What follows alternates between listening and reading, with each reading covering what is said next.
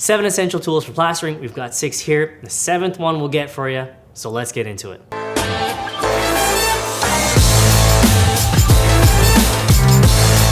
Hey everyone, right now we're gonna go through the 7 tools that I was recommended for plastering. Now, these were all recommended by a good friend of mine who is a plasterer by trade. I am not, but he did recommend a good place to go to. I was not sponsored by them. This is all stuff that I've purchased out of my own pocket, but the people at CSR are really great. They have all the tools. This is really just touching the surface of what they have available. But for me, this is what I was told I needed, so went out and got it, and let's go over them right now. First ones are gonna be your joint knives. Your 4-inch, 5-inch, and 6-inch. These ones are in particular made by Craft Tool, one-piece stainless steel. Now, if you're doing a DIY project, you're probably just fine with what you can get at your local hardware store, Home Depot, Lowe's.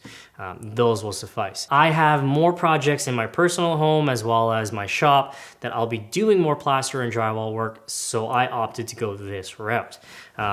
Now, moving on to the trowels, these 3 right here vary in size and application. The first one here is going to be your 12 by 14, or sorry, 12 by 4.5. The second one is a 16 by 4, and the last one here is an 18 by 4 inch.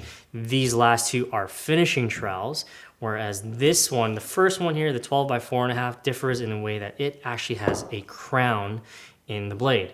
Now what that's going to do is it's going to leave a little bit more material right in the center, and then what you'll be doing on the next 2 is you're going to be taking that crown and you're going to basically spreading that joint out. So you can see here this is much wider than this one here.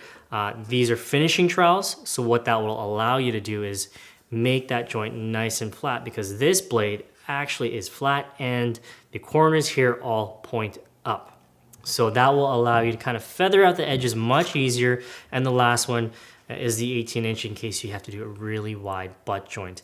7th tool is going to be your Hawk. Comes in aluminum or magnesium. So if you liked what you saw here, hit the like button, subscribe, and you can see us in the next video where we'll actually be plastering. Thanks, guys.